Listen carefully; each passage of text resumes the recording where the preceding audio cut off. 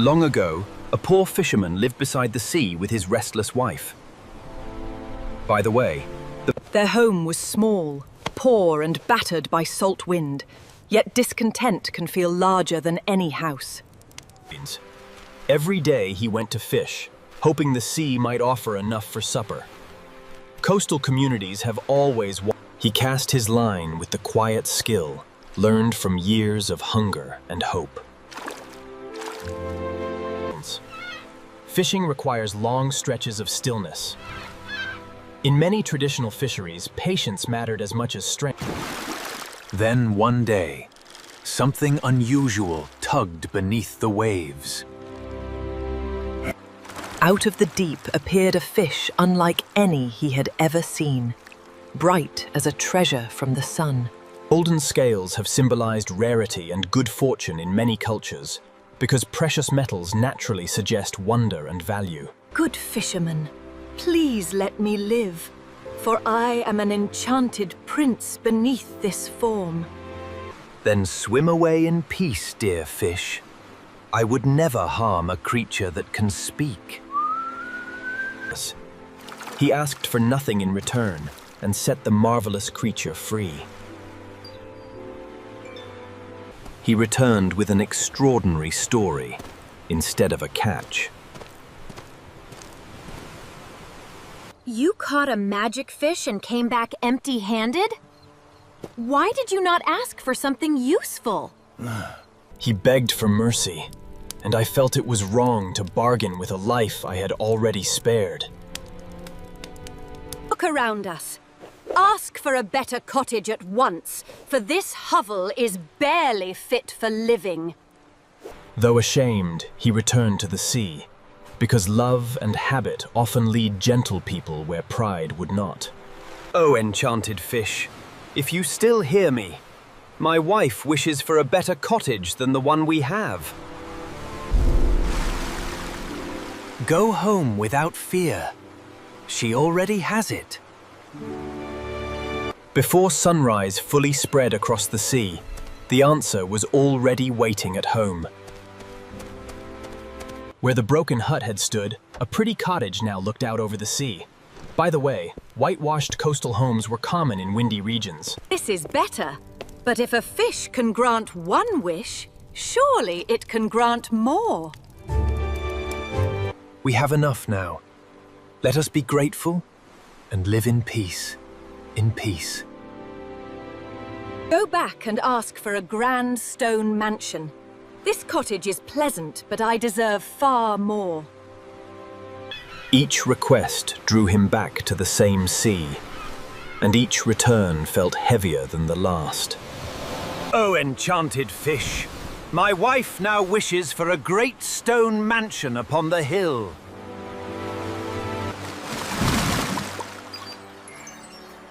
Go home again. She already has it. The cottage had become a mansion of stone, broad and impressive against the sky. See how easily fortune bends. Soon I shall live like a noble lady, with servants and power. Even full tables cannot satisfy a heart that feeds on wanting. Folktales often use endless feasts to... I will not stop at being merely wealthy. Go ask that I become queen over this land. By now, the sea itself seemed to sense the greed that rode upon each errand. Oh, enchanted fish, forgive me. My wife wishes to be queen over the whole land. Go home. She already sits upon the throne. The mansion had become a palace, and his wife had become queen. Bow properly. A queen must not be answered as though she were still a fisherman's wife. You are queen now, and surely that must be enough for any soul. Enough? No. Go ask that I become empress, greater than all rulers beneath the sun. When desire grows beyond reason, Even kings and queens seem too small. Oh, enchanted fish! My wife would be empress over all the world! Go home. She is empress now. The palace grew grander still, until it resembled the seat of an empire. Even emperors must answer to something above them. I will be greater still. Power can magnify character, but it cannot heal emptiness.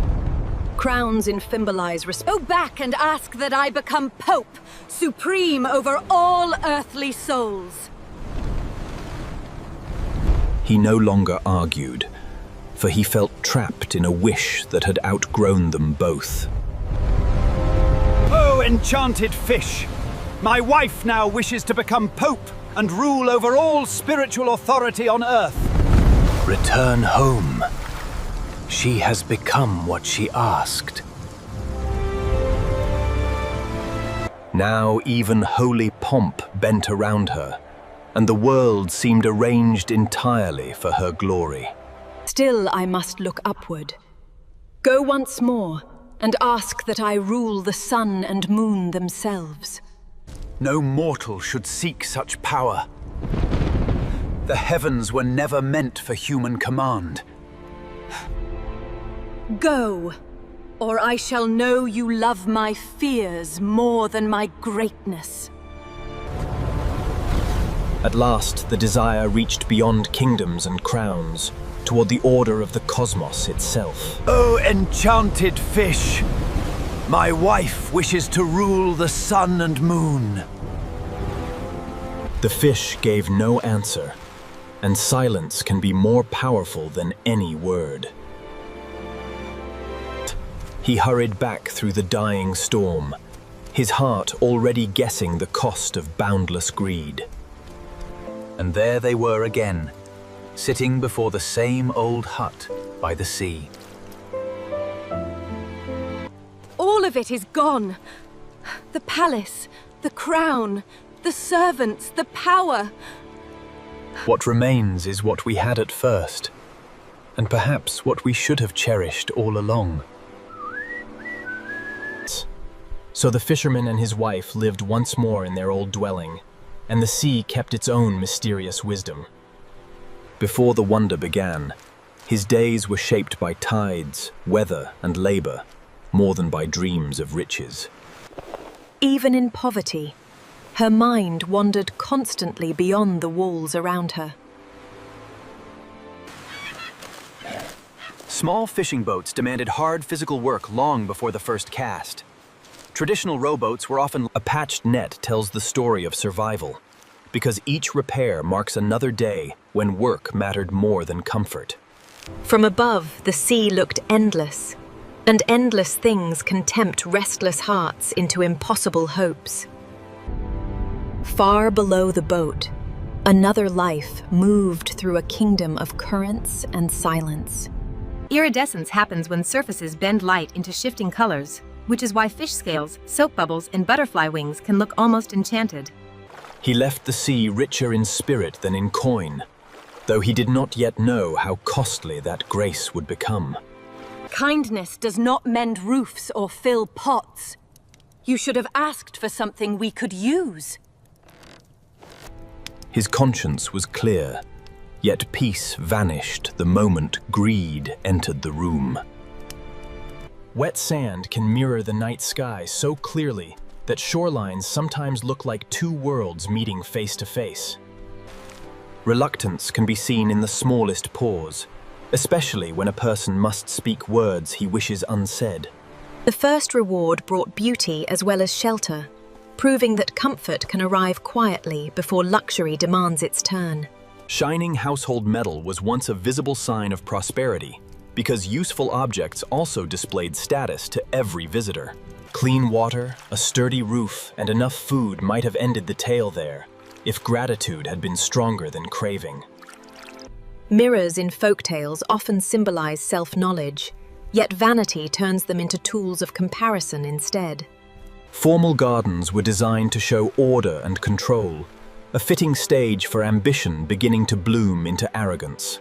Power first reveals itself in the labor of others, often so gradually that the one receiving service forgets it ever felt strange. Stone endures longer than wood and straw, which is why castles and mansions often symbolize permanence in old stories. Possession rarely quiets a hungry imagination. It simply widens the border of what seems reachable. The farther he climbed in status, the more urgently he returned to the same shoreline where it all began. Weather mirrors emotion in many fairy tales, turning nature into an echo of human excess without needing a single word from the characters. Ceremony can magnify distance, especially when one person is raised so high that ordinary affection no longer reaches them. Crowns are circular for practical reasons, but storytellers also use that shape to suggest a closed world centered entirely on the wearer. Even music could not soften the hardness settling over the palace. Rulers in stories often lean over maps, because maps transform distant lands into objects that ambition believes it can own. Glass allows one to see outward while remaining protected, a fitting image for how power can separate a person from the world that sustains them. Public display turned her wishes into spectacle, and spectacle made each step seem normal by repetition. Eagles often symbolize dominion because they fly high and see far, yet even they remain creatures of the same natural order. Objects of authority can become extensions of desire, making the hand that holds them look steadier than the heart behind it. Architecture can humble a person physically, and that feeling often mirrors the moral shrinking caused by fear. Religious imagery in fairy tales can heighten the scale of pride by placing human ambition beside symbols of reverence and humility. Incense smoke rises like a visible prayer, which is why many traditions use it to symbolize devotion and the unseen. When symbols of virtue become scenery, ambition has crossed from desire into blindness. Fear often shows itself first in the body, long before the mouth finds words for it. Before satellites, people read weather from cloud shape, wind scent, and wave behavior, which made dramatic storms feel both mysterious and deeply personal. The moon governs tides through gravity, a quiet, natural power that no crown or throne can command. Sometimes the turning point of a story arrives not with thunder, but with the refusal of one last answer. Loss can happen so swiftly that the mind keeps seeing vanished splendor long after the world has changed. The story returns to ordinary details at the end, because small realities often carry the strongest moral weight. What she had despised as poverty now stood before her as truth, stripped bare of illusion. A hearth, however simple, represents survival, warmth, and the quiet rebuilding that follows ruin. Labor returned where fantasy had burned itself out, and work can sometimes become a form of peace.